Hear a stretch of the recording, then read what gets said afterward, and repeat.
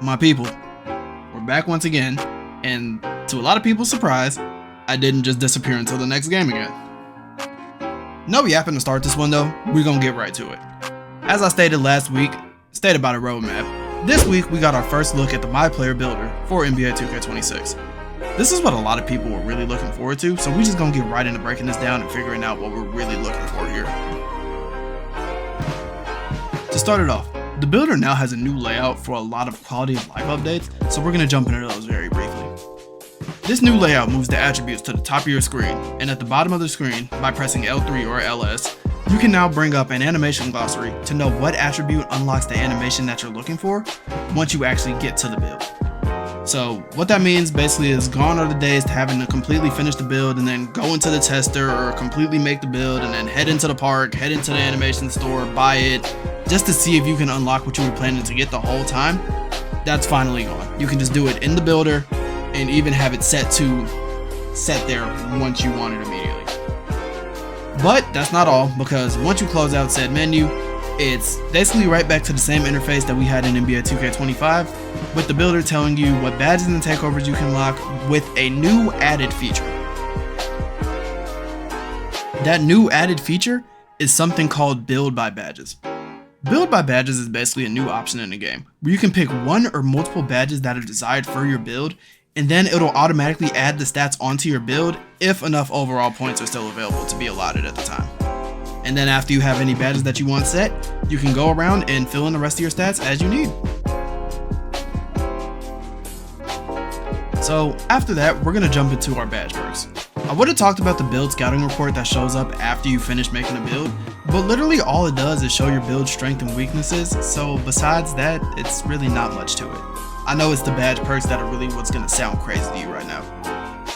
So I know we all remember the Max +1 badge perk from NBA 2K25, considering the fact most of us are still playing it, right? Well, to many people's amusement, it's back. Now, the part that nobody saw coming?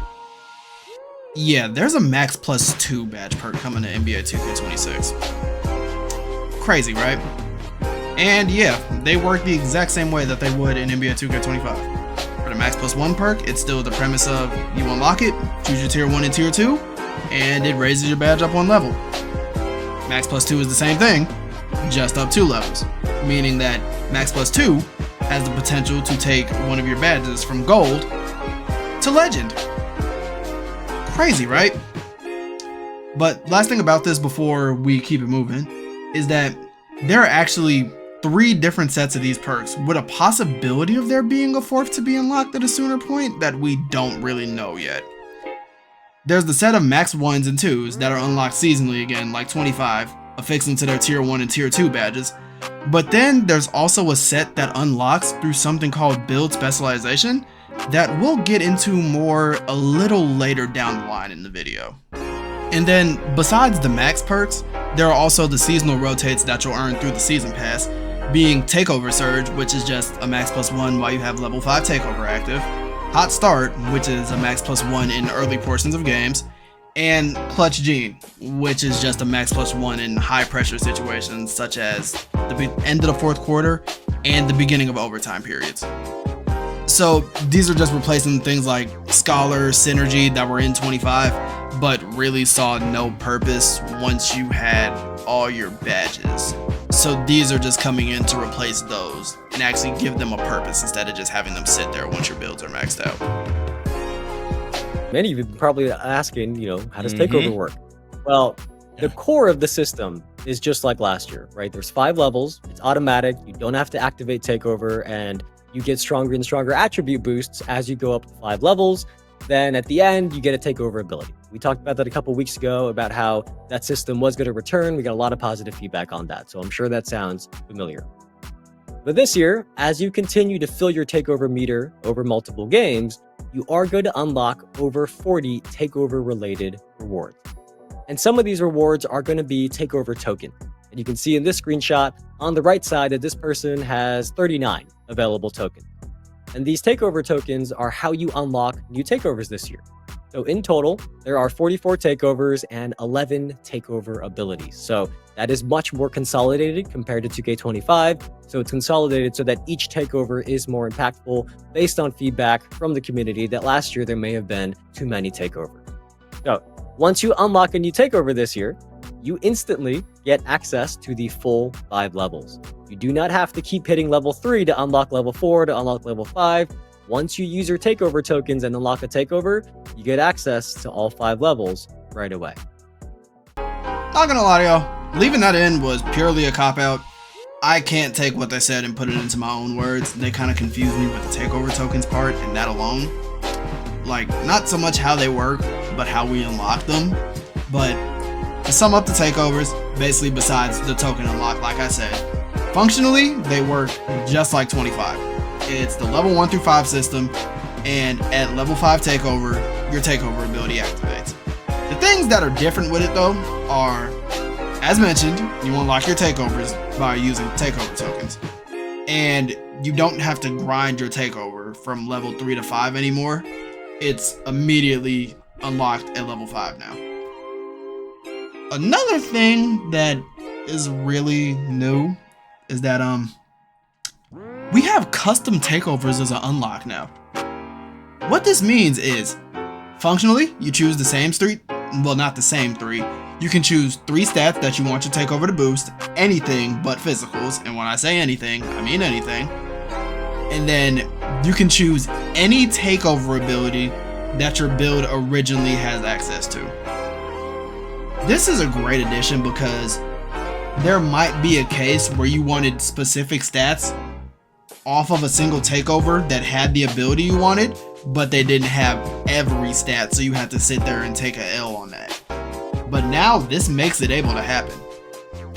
This could really open up different takeovers for a lot of different playstyles and maybe add some extra diversity to what ability we could see people using when the game drops.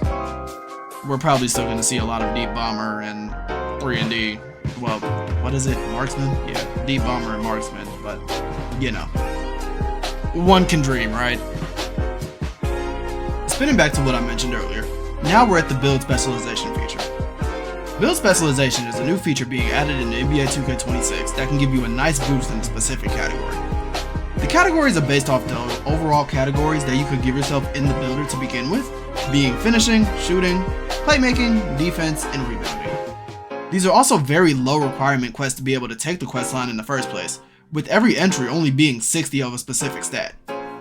As we were only able to look into the shooting spec, it seems as if the first 4 quests are somewhat simple, as the courtside report page itself tells us that level 2 is just to make 100 threes or mids, and then we see on the screen that goal 4 is only to make 250 mids or threes. The things that really stand out here are the rewards at goals 6 through 9. Goal 6 has a single cap breaker into the shooting category. Goal 7 gives the permanent max +1 perk and a new shooting archetype name. Goal 8 gives you yet another cap breaker for your shooting. And then Goal 9 gives you that beautiful max +2 perk. And a Larry Bird jersey, but okay, what? But the best part about this is that after you finish the quest line one time, you don't have to do it again. So this means that while you're creating a build, you can take what build specialization you're going to use into mind to allocate your attributes and what badges you think you're going to use your max +1 and max +2 on. This feature is going to open up build diversity so much, and truthfully, I can't wait to see where it ends up going once the game actually releases. Alright, so we're getting to the end of what they've made known to us, and the first to last thing that we're going to talk about, of course, since we're coming off the tangent of the max +1s and the max +2s, are going to be CapBreakers. CapBreakers work the same way that they do in 25, but there's been a decent little change to them. On your stronger weighted attributes, aka things that will move your overall up more in the builder, you'll see your CapBreakers functioning pretty much how they did in NBA 2K25. But for lower rated and weaker attributes, one CapBreaker can give you multiple points onto a stat. What I mean is this. Look at the screenshot for the build that they have provided us in the trailer. Looking at the 3-point and mid-range stats, the CapBreakers there only boost the 3-pointer by 1 for each and the midi by 2 for each, even though they're at 44 and 26 respectively. What this most likely means is that for guards, as this was the 6'3" template that was shown earlier in the video, no matter what the 3-point rating or the mid-range rating is, it'll always be weighted as a strong attribute, and that's most likely for balancing purposes. Going over to look at the finishing category though, notice how driving dunk, standing dunk, and post control have absolutely insane increases on them, even though they're at 25 like the 3-pointer. Well, not at 25, but they're low. Then again, it does explicitly state that lower rated attributes will see higher boost, but once again, they're almost exactly the same as the 3-pointer, which means it comes down to the weighting of the attribute as stated, as getting that stat higher would be significantly less taxing while allocating your overall compared to your 3-point, as we know dunk is notoriously cheap to put on a build. The 3-point applying +5 would max at 31, but if you put +5 on the dunk, it's going all the way to 76 from 25. So all this means, like the max +1s and the max +2s, is that this is gonna result in some crazy builds once people start getting through all their build specifications, through rep levels and season levels to get more CapBreakers, and then once it becomes even clearer what every stat is getting weighed by per height and per position. The last thing they told us about is Rebirth. Rebirth works the same way as it does in 25 with some different changes to it. Once you get to 90, you get the same Rebirth as 25, the highest overall save, and silver badges all for it. What changed though is as you keep hitting 95 overall on new builds, instead of you unlocking maximum overdrives, you're unlocking higher tiers of Rebirth, aka starting straight at gold badges, starting straight at Hall of Fame badges, or starting straight at legend badges. It's basically what your highest badge can start at whatever tier you're doing, with no grinding needed for it. Like I said, it's just a maximum overdrive replacement because the 95 overall thing was how you unlocked it in 25. It's really not much more to this part though, it's very simple. It's no way to over-explain this. With all of that out the way, I think it's time to get to my own personal thoughts from the things they gave us. I'm not going to spin back to what we already talked about. I just want to sit here and discuss possible builds and the way they're weighing stats in comparison to NBA 2K25. Through the trailer, they fully showed some NBA builds and that one build that they had used for the CapBreaker screen. I want to quickly go over those builds and do a comparison to try to come to a conclusion about how we should expect builds to look once 2K26 hits the shelves. First off, we're going to look at this Stephen Curry NBA player build. From what I noticed is that through both years, the build looks pretty similar as it's finished. The biggest stat difference that wasn't a plus or minus 1 is just the agility being lower on 25. This most likely means that something higher for 26 has a lower weight than it did in NBA 2K25. But the thing with this is that sometimes this holds up through the other builds, as with the Carmelo Anthony replica that we saw, the plus minus was 2 on the vertical, but every other stat was able to finish. But then on the DeMar DeRozan template, everything else finished, and then I still had stats to go that weren't on either build, meaning there was less weight on 25.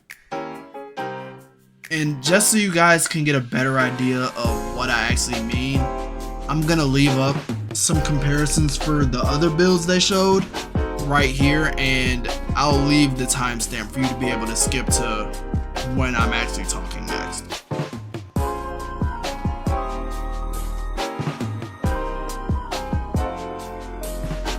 So as you can see from the looks of it, we actually might have a very similar builder to what we had in NBA 2K25. What this means is that making a build shouldn't be that complicated for your playstyle, and once we see how gameplay is in 26, We can make those adjustments and change everything as we need it without it probably being way too complicated. It's actually pretty good that the builder is somewhat similar, as there was really nothing wrong with this builder, contrary to what everybody's saying wanting pie charts back for some reason. Don't ask me why.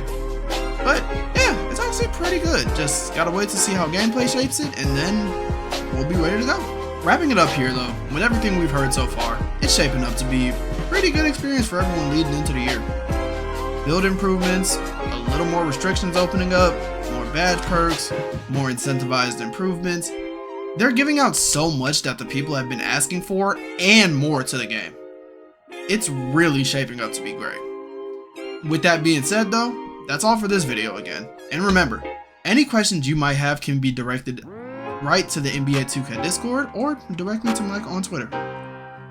Next week, we have my team and the W content flooding in, so stay tuned with NBA 2K's official channels and other creators for that. But with that being said, I'm out of here, and I will see you guys. Shit, I actually don't know. I'll see y'all though. Okay, I'll be back. Just count on it. Peace out, y'all.